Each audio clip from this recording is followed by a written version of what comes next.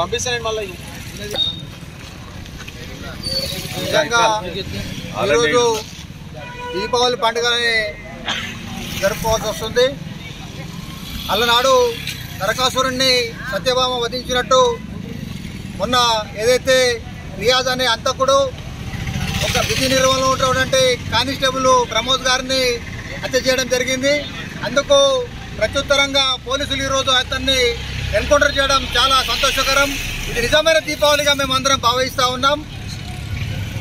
రానున్న కాలంలో కూడా ఎవరైనా ముష్కరులు ఇలాంటి దాడులు చేస్తే పోలీసులు వారికి సరైన సమాధానం చెప్పాల్సిన అవసరం ఉంది. ఎందుకంటే ఒక పోలీసునే చంపివేయడము, హత్య చేయడం అనేది చాలా సిగ్గుమాలిన చర్య.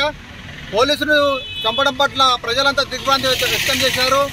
ఎందుకంటే పటిష్టమైనటువంటి పోలీస్ వ్యవస్థని అతను నిర్వీర్యం చేయాలని చూశాడు.